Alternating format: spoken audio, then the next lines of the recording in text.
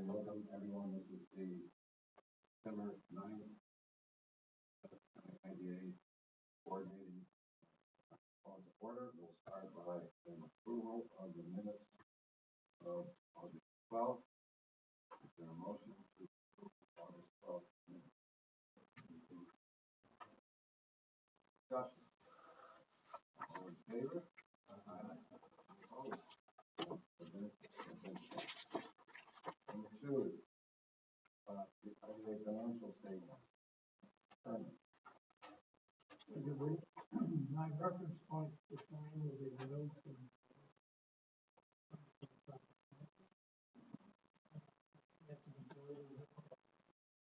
assets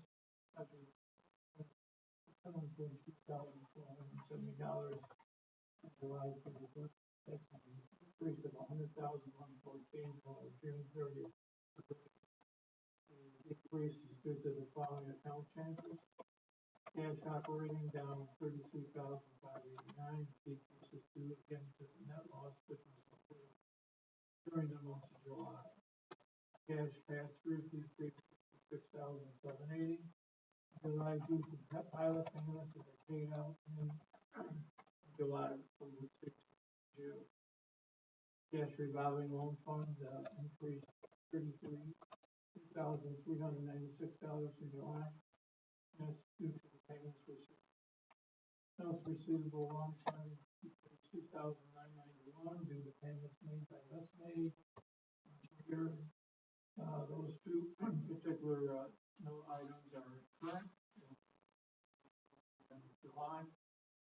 And fixed assets decreased $150, and that's depreciation expense. On the liability and equity side, total liabilities and equity measured $3,642,740 on July 31st, a decrease from $100,114 to the decrease in balance sheet assets. The decrease is due to the following account changes. Credit card decreased $1,408. Pilot programs decreased $66,781. And that's a timing due to payments received previously in Denver's work. And the net loss of $31,845, which was the loss occurred in the month of July. So, on the profit and loss statement, ordinary income, total ordinary income measured $121,145 on July 31st. Following accounts make up that total. Agency fees measured $25,108 on July 31st. Bank accounting state $65,000 on July 31st. Rental income $3,018 on July 31st. And interest income measured $27,998. The total income actually received for the net ordinary income in total for the month itself is $438. That's a very large change from our July, our June. Ordinary operating expenses measured $282,522 in total on July 31st. The following accounts make up that total. Payroll, $9,437. Benefits, $79,215. Professional services, $39,714. General office expense, $3,608. Administration and technology, $11,794. Insurance, in this case, it was a negative change, $1,333. Miscellaneous expense, $168. Travel and conferences, $2392. Repairs and maintenance, $116,260. Marketing and promotion, $178. Depreciation expense, $1,050, and RFL expense, $55. The net ordinary income, which is ordinary operating expenses and ordinary operating income, measured $161,000 376, that's a negative balance. Again, it's July 31st. There were no other items, measurable items and other expense or other income. And then the bottom line again for the period, again, this is through July 31st, there's a negative loss of 161,676. And that is due to the ordinary operating income measuring 121 and measuring 282,000. That's July 31st. Difference $100,000, that's the level.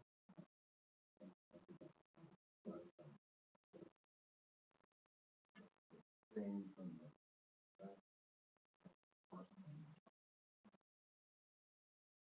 we'll be doing a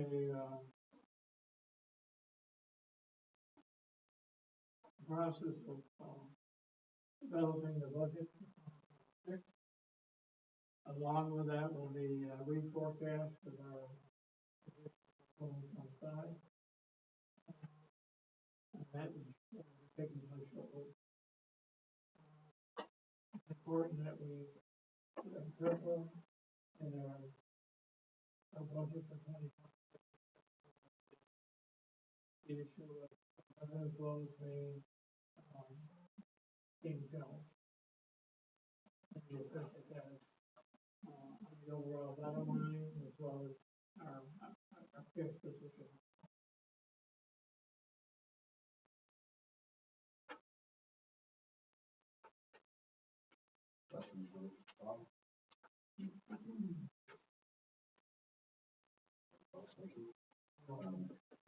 Any a motion to accept the financial statement?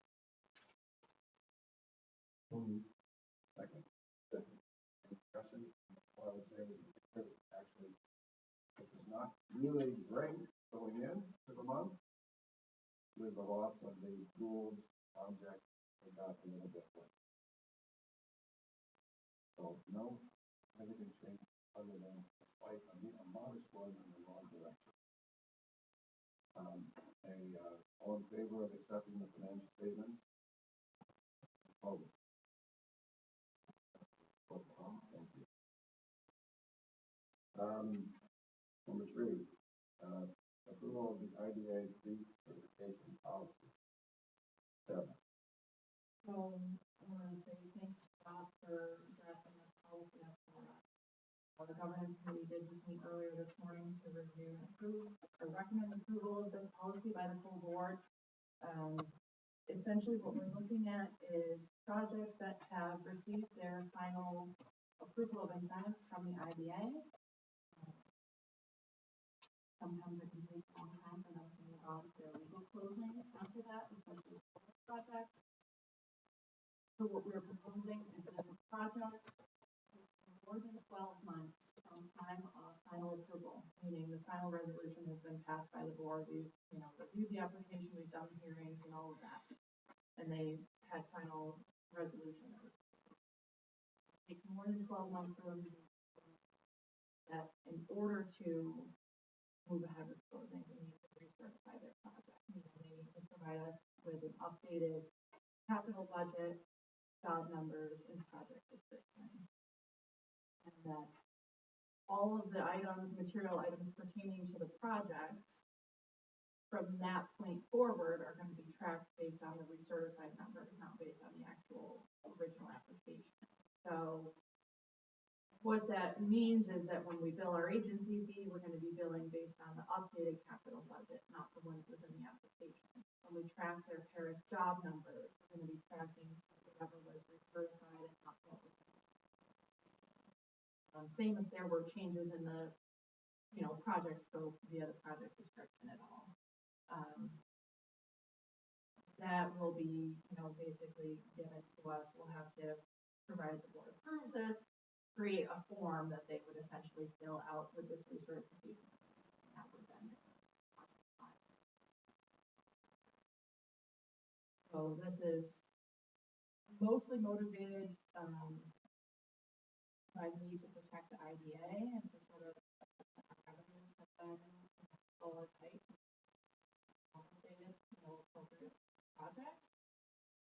but also just to make sure close, maybe there are some things that have changed. Like, we're tracking how accurately. Along with that, obviously, we can ask for supporting documentation and things, and come back to the board if there are really significant changes in a way that might impact project approval. And if they fail to recertify, it rescinds.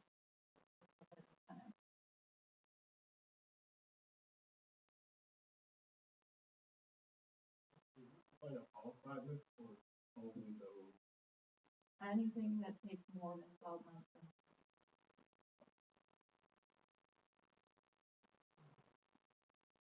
Have you idea what the average that we see? Average time of those? I don't know the average of the budget, but some take a year, right? That's true. Median is probably like a 2 months. Generally, the solar projects are historically longer than that. So like Selena was approved by this board in December of 2021, I believe it was. That was almost 4 years ago. The Lodi solar project were approved.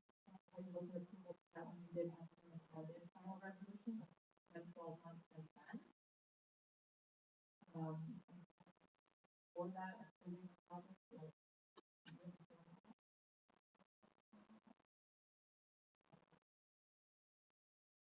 it's a long time.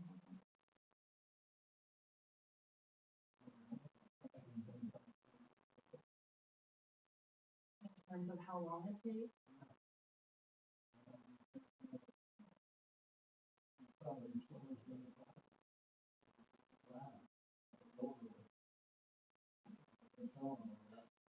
I'm not sure.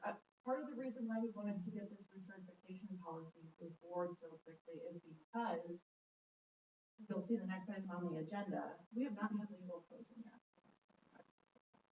But we have notified, once we do final approval, we notify our local labor consultant that we work with.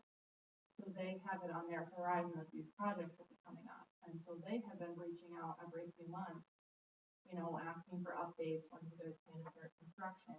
And that has prompted, you know, the developer and the contractor, you know, that are trying to get their ducks in a row to say, you know, we are going to need this waiver. So things are obviously moving forward on that end, which to me would indicate that we can probably expect a legal closing provided that nothing falls through. Here on the Lodi project. Policy, and they could come back with another. They'll have to give us updated information before we can close it.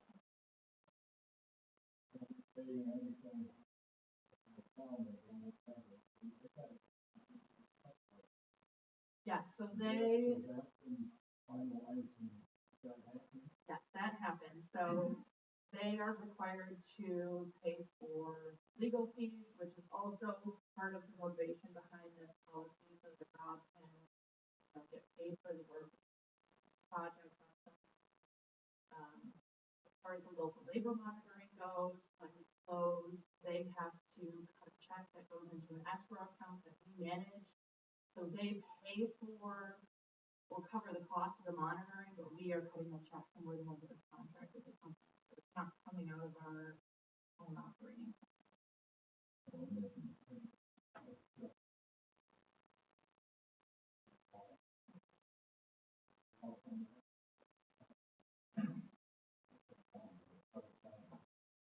Yeah, so this, Rob, includes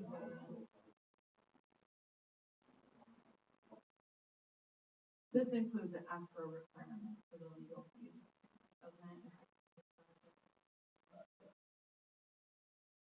So we'll now be better covered on that front. Other question. Okay. Policy approved.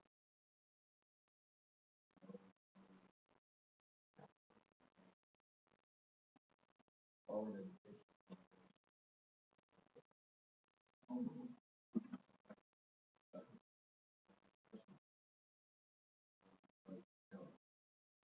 Mr. Brownell, Yes.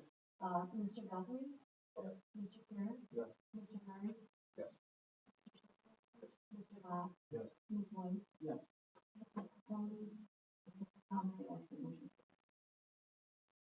All right. Policy.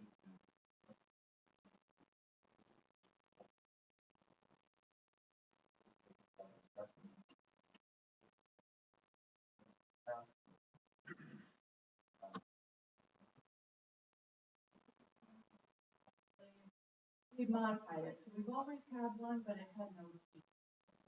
This was something that, not to call her out, but this was something that Maureen had brought to our attention, you know, at several public hearings for projects, namely solar, because they bring in, or are notorious for bringing in contractors from out of state, you know, to build their projects. And so what we changed was, you know, we put in, it's a 70% threshold, if I'm remembering correctly, it's 70% of their workforce needs to come from a defined geographic area. You know, Seneca County, but also our surrounding counties, and I believe we also put Onondaga and Monroe as well, just to make sure, you know, there was adequate labor. That policy, when we instituted that policy, we also brought on the local labor consultants, local grill consulting, and they work for a lot of other IDAs. Because Say a little bit about. so what they're supposed to do is, when we have a company, we approve the project, we send the application and the contact information and everything to the consultant. You know, we let the company know that they're gonna be monitored, they have to cut us a check for the escrow, because they have to cover the cost of the monitoring fees. There are fees, the company goes out monthly and does inspections, so the consultant goes to the job site every month and makes sure, you know, that the people that are supposed to be there are there and that kind of thing. And they are doing all of the monitoring on our behalf, so that Kelly doesn't have to. So this policy that has a fine threshold, you know, now has means to make sure that we are enforcing and companies are complying. Essentially what that is doing. The policy did allow for waivers in a case where labor wasn't available, and things like specialty work allow for waivers. And so what the company has done is come to us and essentially requesting a partial waiver because they have a specialty contract. And so what you see before you is the request, and there are a few pages here. It's already been reviewed by the consultant. They have spoken with our local labor representatives in the union to make sure that the work can't be done. They've seen other projects that they've done specifically with this subcontractor. So the subcontractor that the Lodi solar projects are seeking a waiver for is a company called Smart. Essentially, that company, and you'll see this on the very first page where the Smart logo is at the top. There's two copies of this, basically one for each of the solar projects, because you know, we treated them as two separate, and so they could separately. What they're claiming, so the company is being subcontracted to do the ground screw foundations that are needed to install the solar panel. And the reason they're deeming this specialty work is that Smart has proprietary equipment and training and methods that they use for the installation. And so because of the proprietary nature of their equipment, the work can only be done by their company and their employees. They cannot allow another company to do it. That's the secret. So the local labor consultant has said, based on this and based on the warranties that they provide, with that work, this would merit granting the exemption to the local labor guys. The total number of workers that would be exempt would be somewhere between 6 how much they are.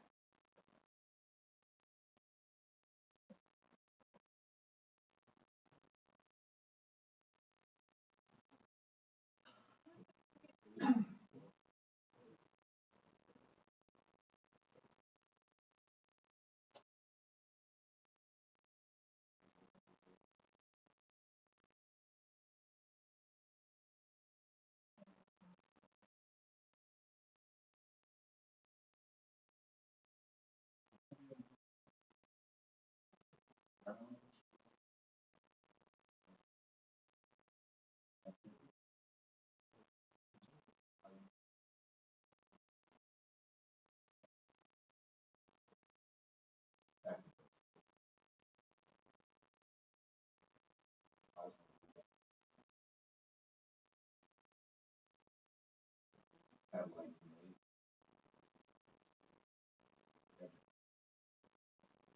53.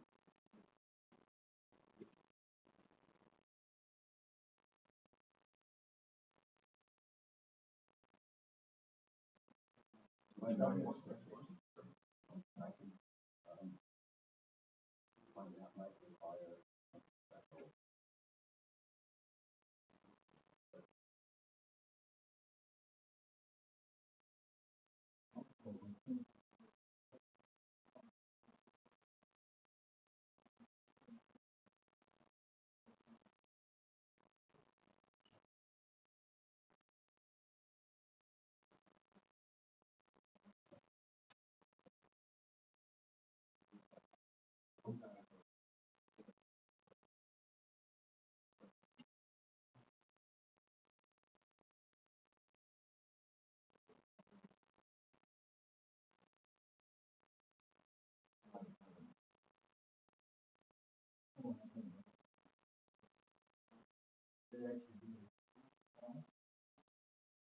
I don't know. So there was a letter, the pages aren't numbered, but if you flip the first and then it's on the back of the second page, there is a Lodi Brill consulting letterhead. So this was the sort of cover letter that they sent to us with all of the other things attached to it. It explains that this company is going to be surveying the project site to determine the screw locations. They pre-drill and they do the installation, and then they issue a warranty, which they've provided copies of the warranty, in this packet for everybody to look at. And yes, it says here the total workers needing exemption for this bill will be between 6 and 8. They'll be on site for about a month. Obviously, this would only be a partial waiver of the local labor requirement. I mean, that's all the other things the company does with their.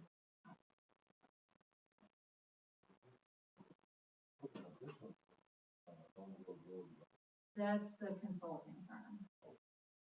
Yeah, so this was their cover letter to us, sort of explaining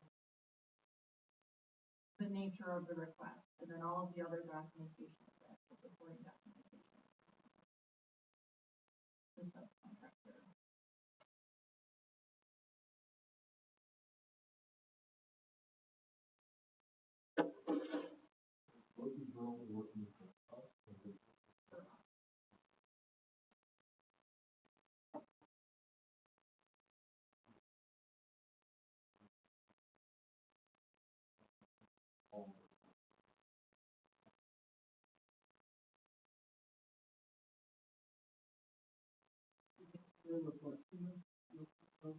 Every month they submit a project.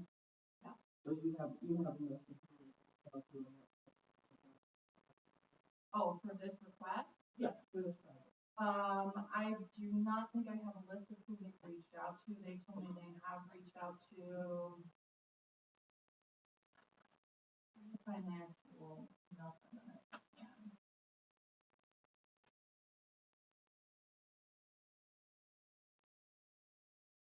There has been a number of workers that have decided. I would have to look back at the application to refresh my memory. I don't know. So. 30 workers and will be.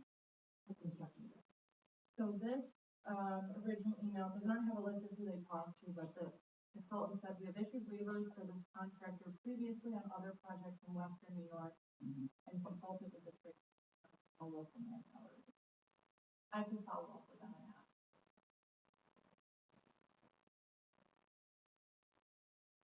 Just as a fun factoid, the cloud writing comes under carpenter.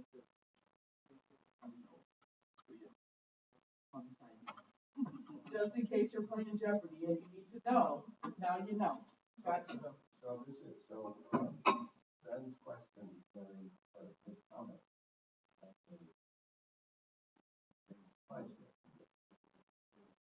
Conditioning footers as getting and selling.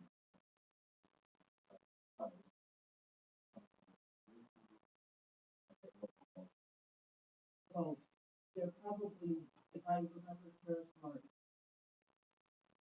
correctly, they're installing their product. So Smart made the screw product, Smart installed the screw product. And they also have. And yeah, they do the surveying in order to do it. My question would be that, so from my point of view, as a person from the carpenters union, as a person in the trade, so I'm looking at this in general. With this one particular project, it totally might be legit and cool, no problem. I'm looking at the big picture of all solar projects. The research that we have done, what we have found, Karen and I were discussing this prior, is that there are very few that I have ever seen that have a person from even New York State on site for any component of the job. My thought that is if, let's just say, for example, what's his name, Kevin, who's from Loki Grove, Kevin. So Kevin goes on site and he counts heads. And he says there's more than 30 workers, or there's 4 people from Terra Smart, or there's something else.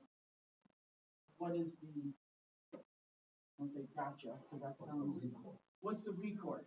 Because what they've done is they've talked to some people and they've asked, and I get it, and it's not there are times where there are things that are proprietary. My question is it our responsibility for Kevin to do this that it has been done? They are contracted on our behalf to do due diligence, and so when they go on site to verify, they have to talk to the individuals and make sure people are who they say they are, and have all kinds of, well, theoretically, this Kevin has been on the other solar projects. Yeah. Okay, so all of the solar projects done in Seneca County, Kevin has been on. Since we have done this policy, yes.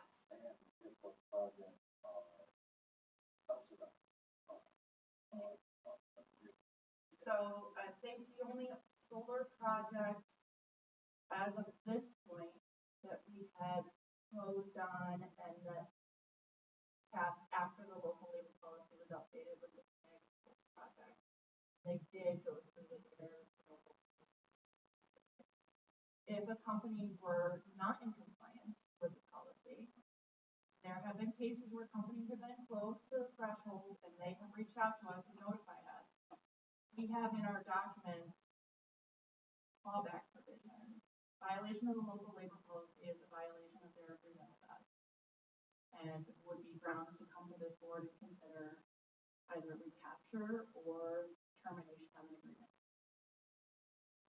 We have not had that situation happen, but like I said, there was, I think it was maybe on Carnegie where there was a month where they were starting to get, down closer to the 70% number. When their project was all said and done, they were in compliance. you know, but they did notify us when things were getting close. So if the company were to violate, we would know about it, and this board would know about it, and we can take action. Part of the mandate working on like the government.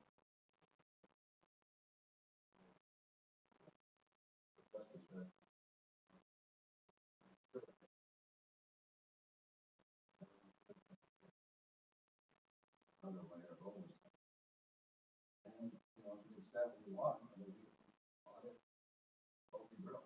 We've got who's the person, sure, this is for a month. This is all that it is. Just because there's no local labor that stays, it's not like you only have the construction that has people on, because it's maintenance after that. Very, very minimal, if I have a person a year, or painting, updating, or something. 5 tons, so this is where you have your ability to get any sort of This is why, labor. and this is why IDA solar project.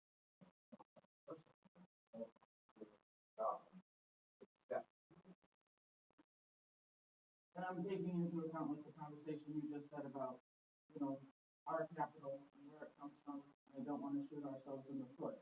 I'm just making the board aware that this is a very, I will yield to the decision of the board, but this is a potential loophole. It could be. But they would say every single aspect of the entire construction process, prior to operation, is special. Knowledge, suddenly, all the labor is coming from outside. Correct. And that is not, that is not, And playing devil's advocate to that point. I'm with you. Thank you for your email. That is the job of the really.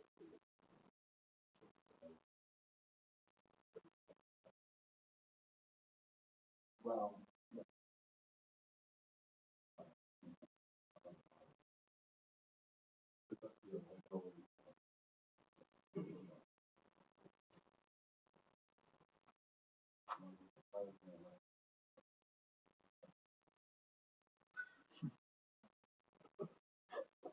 I don't know. It's not necessarily an issue, but it's every single.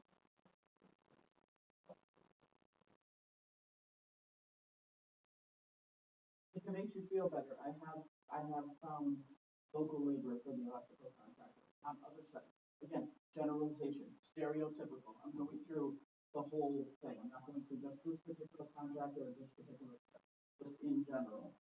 The electricians have been local. On other projects, yes. How, local rule. How do they contact me? Or is there somebody else other in your same position? Contact, if I'm if there are, utilize people. So if you were gonna go for a solar project, theoretically you would contract a building trade. So I tell people, if you're not familiar with how a building trade organization works, construction workers under one, and inside they break up and have about 14. Those two based on jurisdiction, so the type of work that's going on will belong to carpenters, electricians, laborers, and typically operating engineers. Site work, laborers are moving things, installing drainage, putting down your gravel, that kind of stuff. So if they contacted the building trade, then they would have sent them to each of those representatives. Now, if they said this is proprietary and they don't know that it belongs to the carpenters and they contacted the laborers rep, the laborers union, and the laborers said, nope, we don't got nobody, thank you so much for playing. They checked the box, they contacted the right person is involved. So that's what I'm saying. Where does the due diligence stop? And again, just making you aware because this is recipe, solar project recipe. Again, nothing against Kevin, nothing against TerraSmart. I'm just saying this is the recipe that has been followed that we have tracked. So reach out to the person who is far more from our organization, the Carpenter Union, is my partner Tom Irizzo, who I think we met before I gave you his card. He is ironically in Las Vegas this week for a solar conference of everything you ever wanted to know about solar. So he was not only on a 3-hour time difference, but could not get back to me prior to this meeting. Otherwise, I would have brought this happy person with me. Well, or my question is, did you reach out to like Thru File Insurance? Did they reach out to them? And I'm not asking you, I'm just brainstorming. Darling Construction, Crane Hogan, Academy Paving. Did you reach out to any of the other contractors that do tile to see if this was something that maybe we could partner one of our people with one of their people, et cetera, et cetera. And you could do this for any position. You could do this for laborers. I mean, I'm sure, is there any high school student who would be, an apprentice that would be partnered with them that lives within? Some IDAs have local labor down to the zip code of where you have to be. And I'm taking into account, again, I'm doing this for what we as an organization cover. So I'm thinking super big picture. I'm thinking 21 counties to central New York State. I'm thinking of hundreds of solar projects that Tom covered. So don't think that it's a personal attack. I'm just making you aware. Again, this is the general recipe.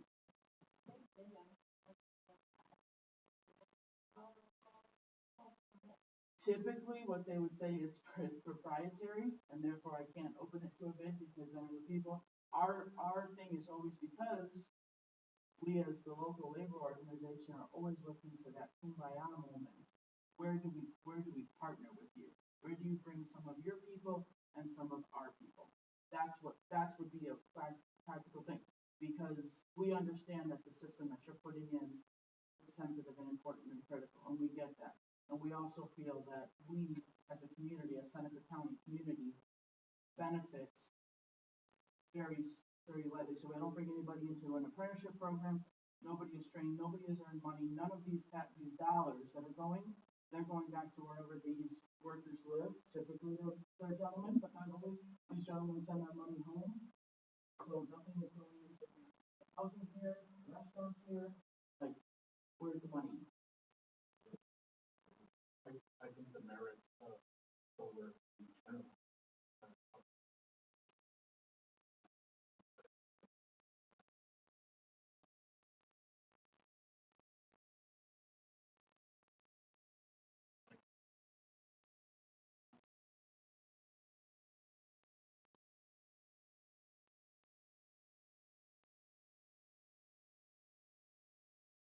Yeah, but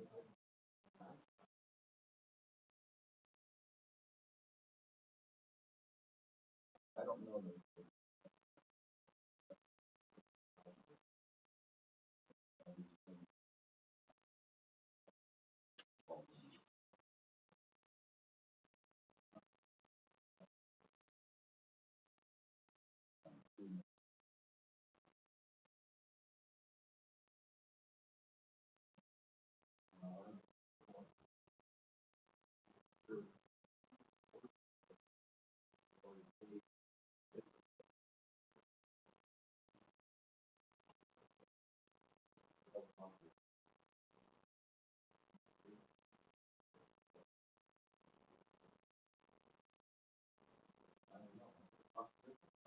They haven't talked to me, but again, my question is, it's more of a question for Local Grill, is what is your policy on it? Have you talked to someone from each local labor union? Have you talked to someone from the Department of Labor who's unemployed?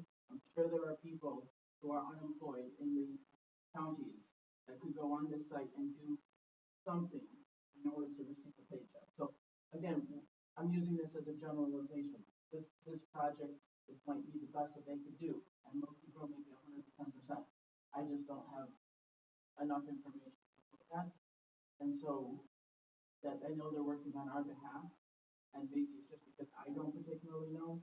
If someone somewhere knows, I'm just making you aware of what this look like. Again, I don't want to shoot ourselves in the foot.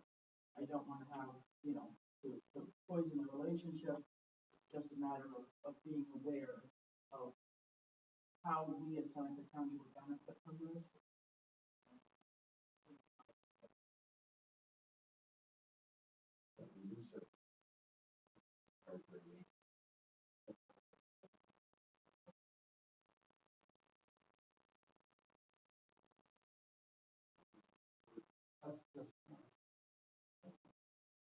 Because they would say on the solar panels, and you would say on your window installation, and I have people who say it for ceiling grids, and I have people who say it for flooring, because it's a proprietary glue mix, only my guys can install it. What's the training? Should have taken local people and trained them for 2 days on how to install it or what to look for, 5 days, I don't know what it is, I don't know enough about all of the pieces, just a general withstanding of how we want to see it. But it can overflow to the next solar project, and I don't know, I'm not legal counsel, but I would assume that that is the phrase that would trigger hands off is it's proprietary, just like in pharmaceuticals or cell phone tech or anything else. By saying it's proprietary, it means I can't get your fingers in my stuff. That's what I would.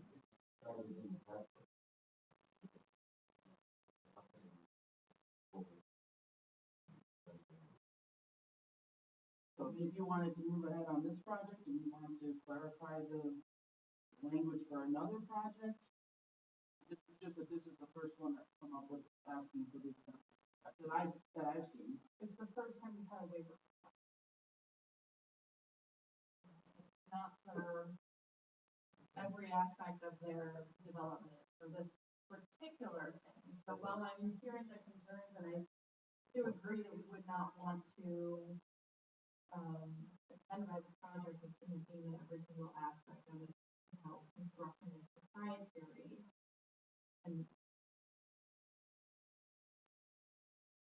I mean, obviously it's up to the board, but this is, you know, a defined waiver for the defined scope of work and group of people, not for the entirety of the project.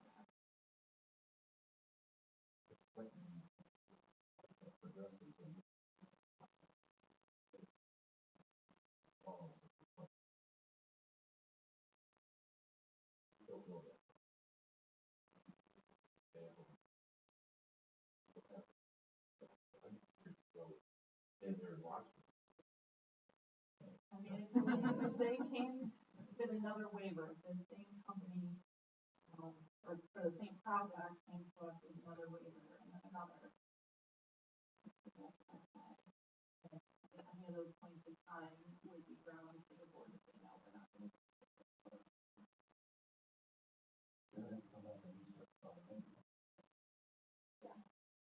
I mean, this is just the first company that has come to you asking for the waiver. That doesn't mean that other people didn't ask permission. They said we would ask forgiveness and did their own thing regardless. Just saying. So I don't want to penalize them for coming and asking permission, knowing that they're going to be wanting special people for just this. Maybe the ask would be that could we request Kevin from Lodi to come and sort of expound on what his project process was for due diligence for a project such as this? That would be the ask. So not to hold this one up, let this one go through, but then to ask to stand forward. The 6 to 8 guys will be there for a month at 12 hours a day for 4 weeks, which I'm not that good at math, is like 2,000 hours. Certainly ask the consultant and, you know, talk about this, or talk more generally about their process and what the whole project is.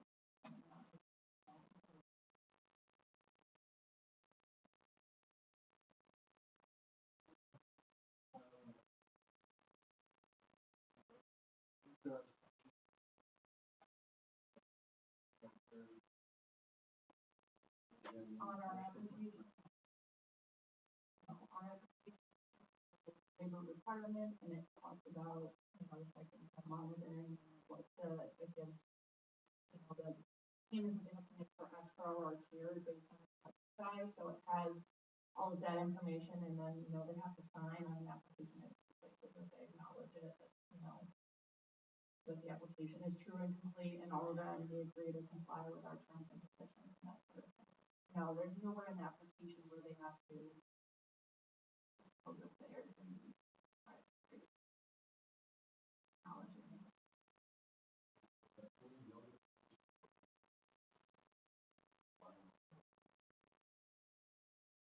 they would notify the local labor consultant when they're gonna be on site, but as of right now, there is no work to be done because we haven't closed on the project. They can't start construction if they want to done it without closing.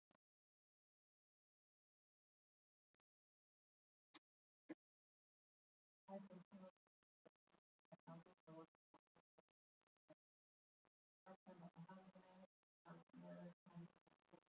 Direction department is out for fighters, so local, their own guys, so level they're doing that. And I would be all for something, I think what they're starting to do.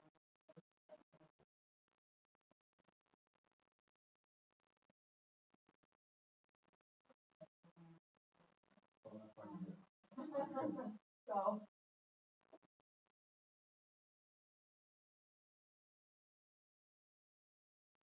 I think this.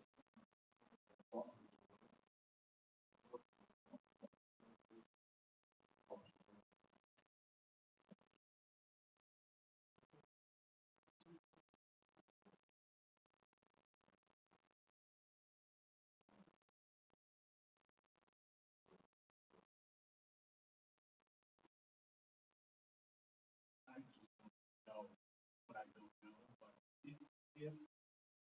if this company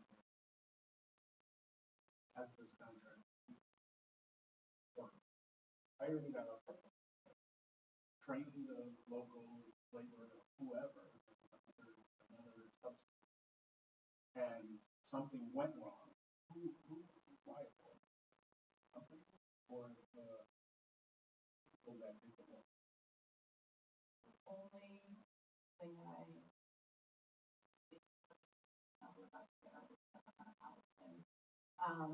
so things like, you know, who's doing the work and warranties. And I think the other piece of this is not just the specialty work, but the fact that the company warranties it. And maybe there really is nothing proprietary in the actual installation that they couldn't hypothetically train somebody to do. But I could see the company not providing a warranty of the work in that case, because you just introduced, you know, an unknown variable with workforce that you don't directly control and doesn't have maybe the same level of experience in, you know, doing this. And so I think that's maybe the other piece of this, whether you all think that that's valid or whether, you know, we should push back or how you want to proceed, it's ultimately up to this board.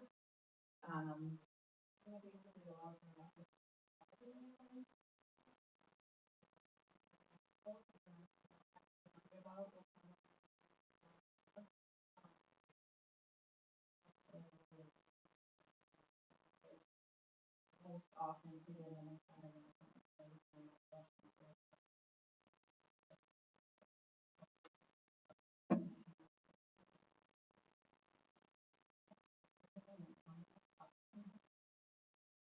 And again, if local labor is not union versus non-union, I would ask the same thing if they reached out to somebody from Sessler, who's not significant to us. The Sessler know how to do it. The Sessler has to do the site work for the clearing. yeah, so Local labor is local labor regardless. that's the other, our local labor policy does not mean necessarily. It is open to anything. There is a separate, well, it's related but separate prevailing rate policy, and that is sort of guided by the state and the way that the state law is regarding prevailing wage, and IT incentives factor into that. We have not had a project large enough yet to mandate prevailing wage on it. Which still doesn't imply union. They can be non-union for prevailing wage. Yes. This is the fun factor. So nothing in here, there is no point which I'm advocating that it must go union. Just making that super clear. That is not what I'm saying. It's local labor and it's local labor regardless of affiliation with any trade organization. But the prevailing wage just says this is what we think a person doing this job should be. So the carpenter, they get this much money, union, non-union, this area, this is how much the carpenter gets paid. So that's the nutshell of prevailing wage. So it's not, I want only my carpenter, only me. This is not an arm wrestle. Just making it equal across the board. Yeah, the local labor really means local because it's geography.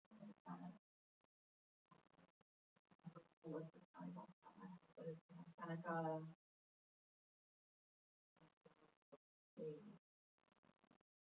We're doing on the dog and on the phone. Pretty large area, but You know, this project, and down the road, so the local girl person come to our next meeting. Still sign a waiver at that time, and we would have this project. This is equipment. I wouldn't think it would be impacted today unless all of a sudden the, developer decides that they're ready to close between now and our next meeting. Isn't it 60 days from the date of water? July 22nd, August 22nd, 22nd? So we have to have, So let's say, let's the consequence of not. So, I have to do it, bring this guy in and say, tell us why do you, why have to? when they go home. They take their toys and they go home. They're smart, they say, no, thank you, goodbye. When? Well, the thing that they're asking is narrow section of all the way to the. And both is really.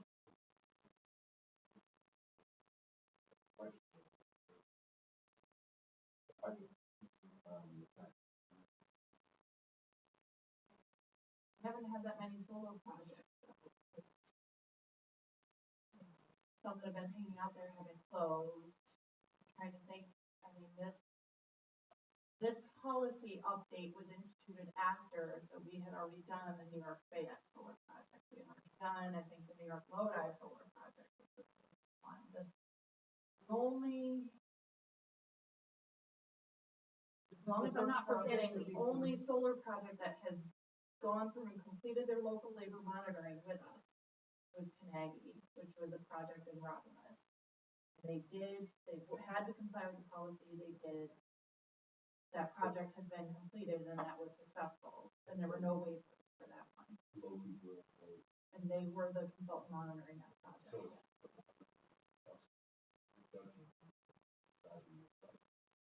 They look around and can't find local. I don't know. To me, these solar projects are a succession of independent entities. So the first entity that applied for the landing, the property from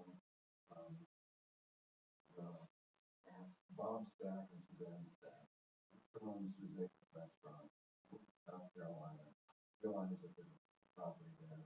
They were approached by land, guy that goes out, look, undeveloped sites, close to transmission. They found one. They signed a lease with the town. Practically on that basis. Property. It is a 5 megawatt project. 5 megawatt. Now,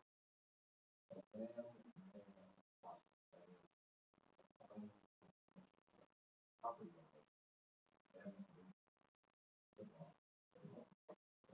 And we looked at the drawings and said, where's the street again? 4.2. Doesn't even bother. Well, they're out there meeting. Are they really going to plant the trees? If you drive around this area, projects that are supported, some of them, dead trees, especially the one on the house.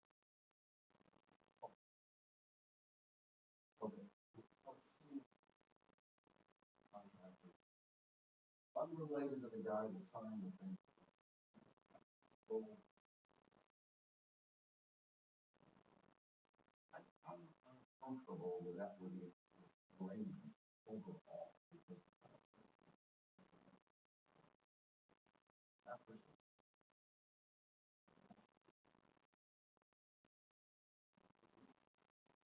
Kind of incumbent on us.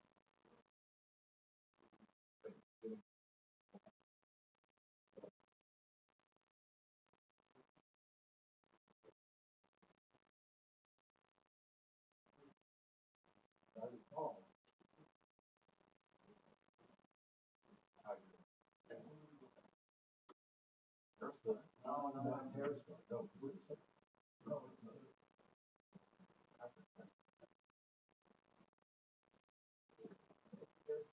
I mean, there would be a company when we sign.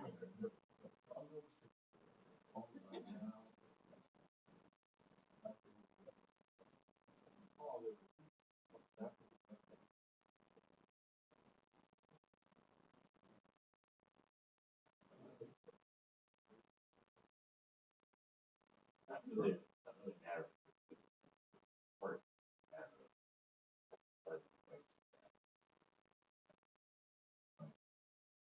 But many business is going out there. Any return stock. Hammer. Ultimately coming. Yeah, And the clawback. it's not necessarily a clawback, unless you're fly.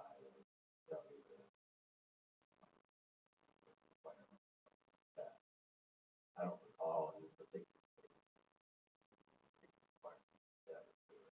We did put that the landscape plan and the decommissioning agreement and all of those things were material.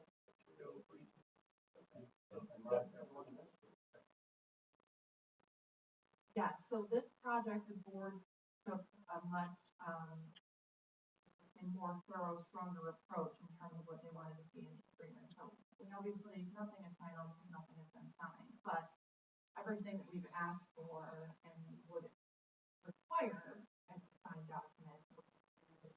Obviously, the local labor monitoring compliance, like that is, policy is what it is, exists, a breach of that.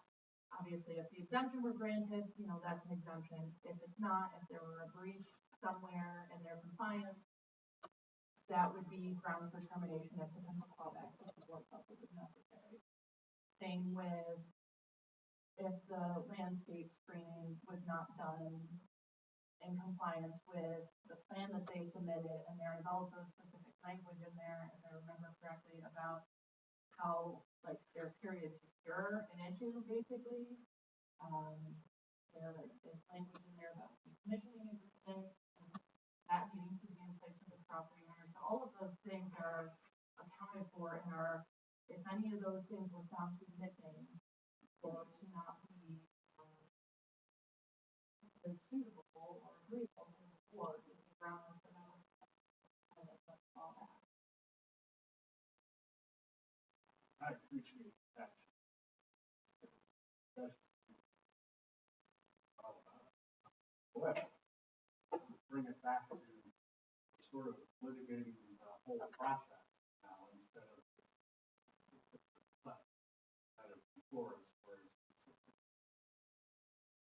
subcontractor on a specific instead of does the bigger world. Again, I appreciate the passion. They share some but bringing it back to the issue at hand. That what we want to get into, or are we looking at it? And the other thing I want to say is this is one request. They still are obliged to respect the waiver for the entire project. So they're not trying to get, at this point, they haven't demonstrated that they're for bigger.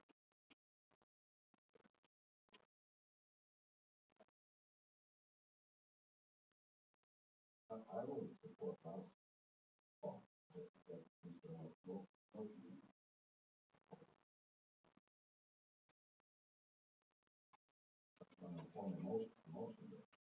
gonna make a motion that we take the explanation.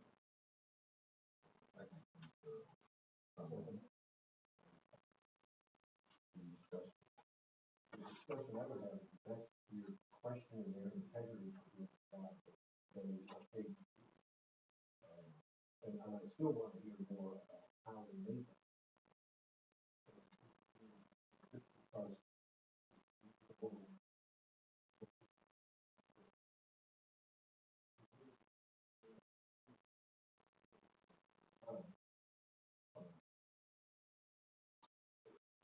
Well,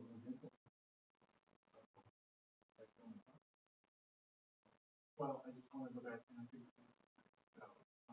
their letter is like, and as the Clinton County Industrial Development Labor Law says, that must allow 60 days.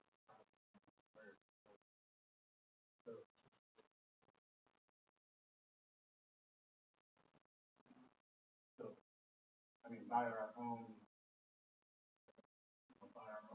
statement, how much would that delay? I mean, we are not scheduled to meet again until October.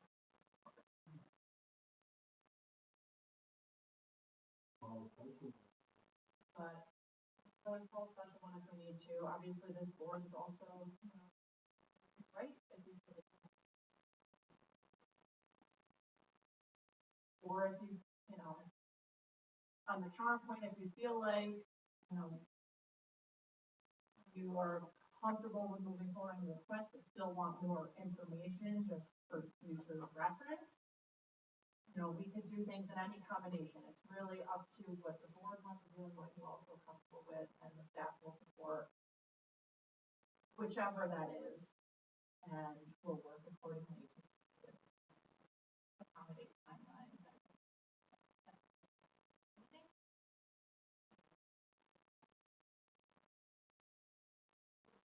Board discussion. I see. Motion failed.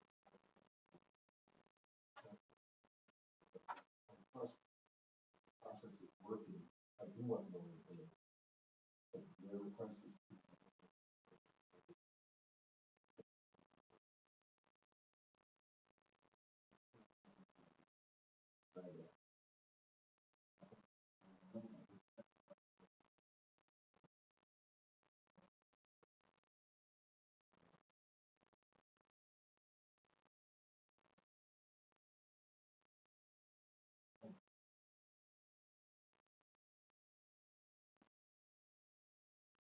I would feel.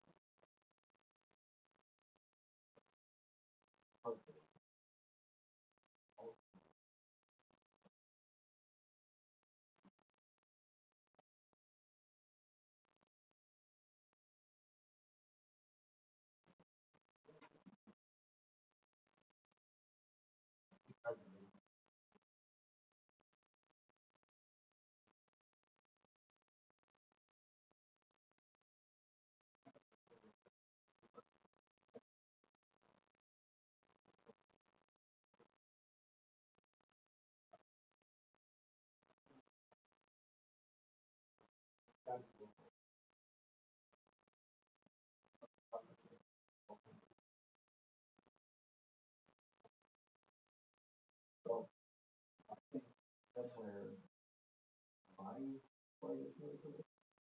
Vote I came in, it's told about it, in the local labor law, or this, local labor requirement. So they decided to choose foundation system for this guy. I have no local installer. So, I think, those are foundation.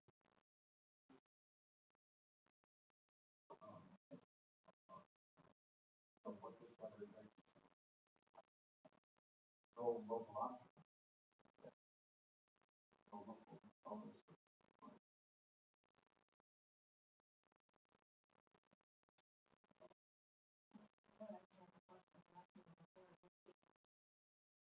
I don't know.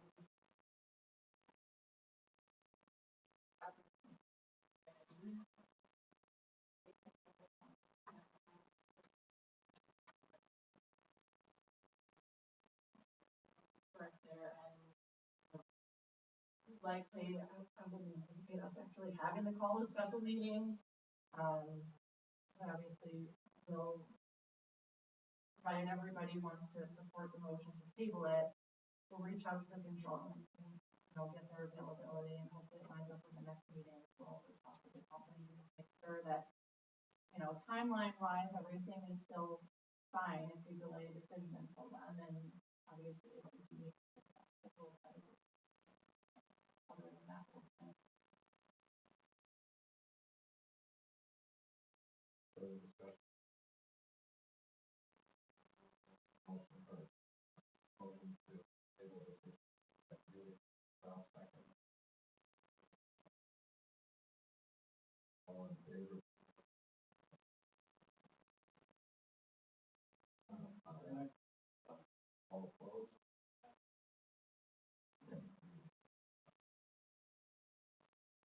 Affirmative vote.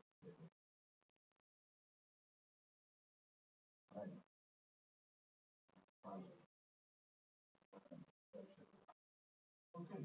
thanks, Bruce. So a lot of updates for you. Really, this is really our busiest time of the year. But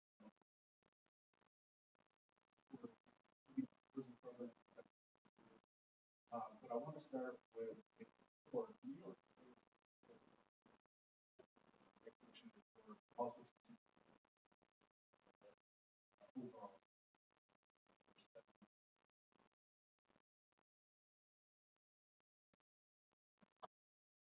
They do it from a holistic view at the state, go down to region, and then so again, it's a state commission report, so they put a lot of investment into it, a lot of time, and we just have this report, which indicates Seneca County spending growth was 7.9%, which is the second largest in region.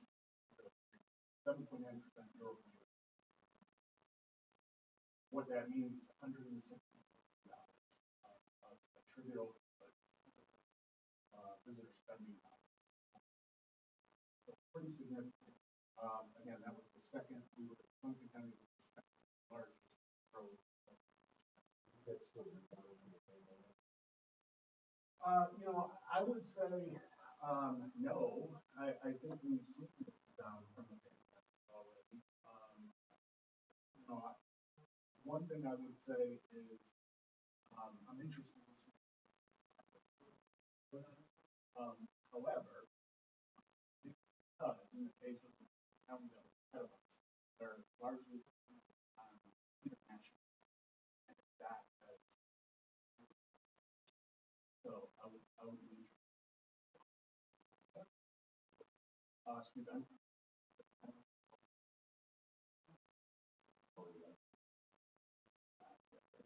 Very high.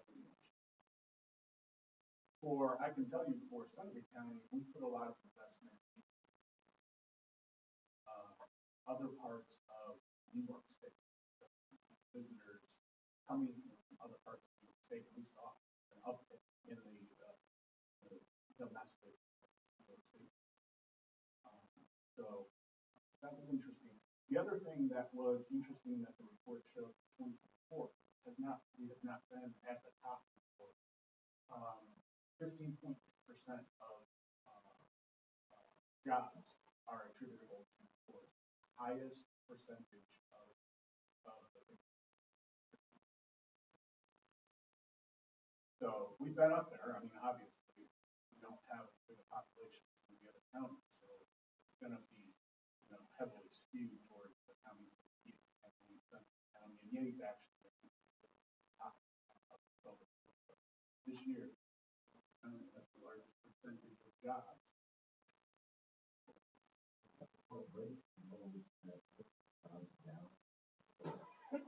It does not, that particular, the particular report, but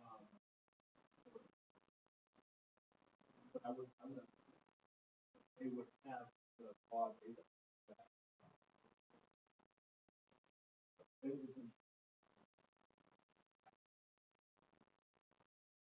so that's called the Tourism Economics Report, and they just released it last week. statewide, so it's readily available. You can pull it up and read it. The other thing that was interesting was one for this year, sales tax. Sunday County in Q1 is double the regional average. I thought that was interesting. That came out from getting back to the chamber though, and the tourism. So we're investing in a new website. We're in the wireframing stage right now. The website is our most important tool from a tourism standpoint. Website to direct visitors to. So we are completely redoing our website. Our contract with the current vendor runs out in March. Right now, feverishly to make sure that that is ready to go in March.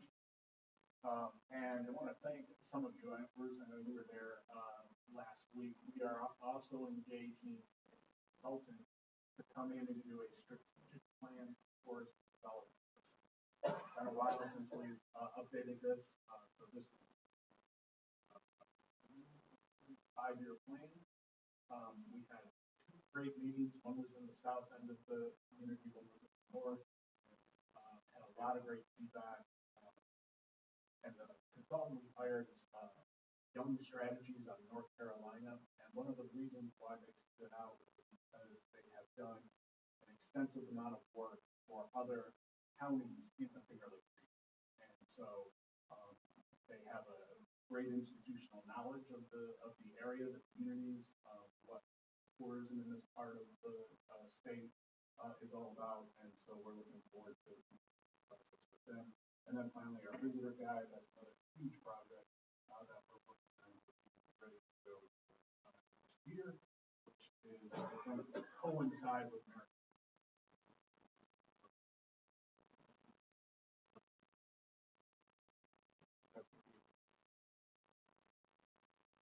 Chamber said, or public health, how that's going to be with that school, and then hopefully small business advertising. We're really putting focus on growing awareness for local small businesses. So we've had a campaign going on, it's going to go on to the end of the year that features small businesses very heavily on local airways.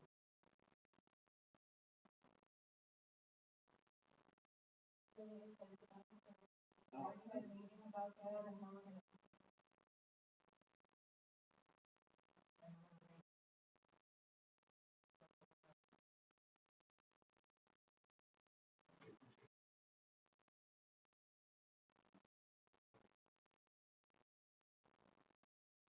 So we're working on that right now.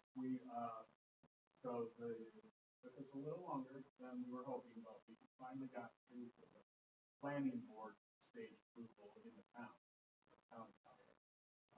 Now we are working on building the footprint and the mechanical, electrical, plumbing in order to get estimates and financing. And so the MVP is progressing right now, trying to understand what the load requirements will be, and that's what they're working on. So that's the stage we're in right now, trying to get those numbers for the estimates, but also right now we're in MVP.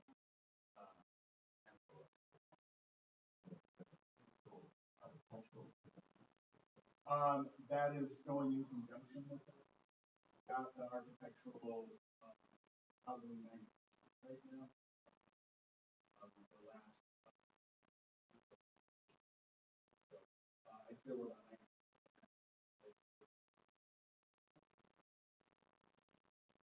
8-7.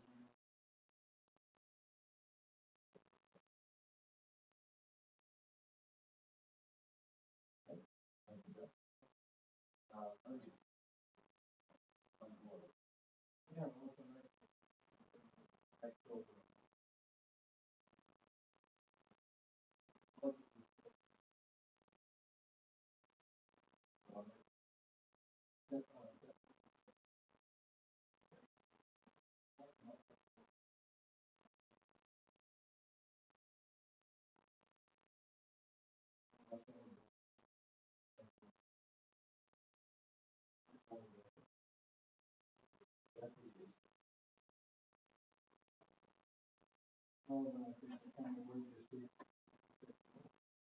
Hire with him.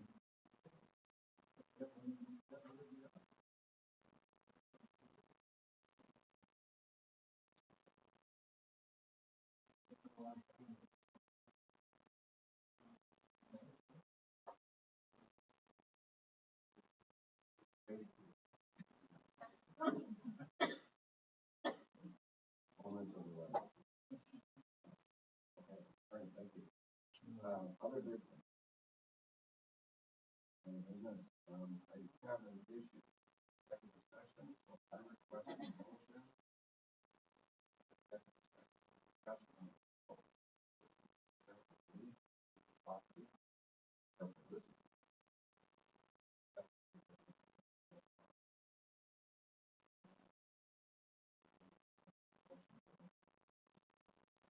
No move.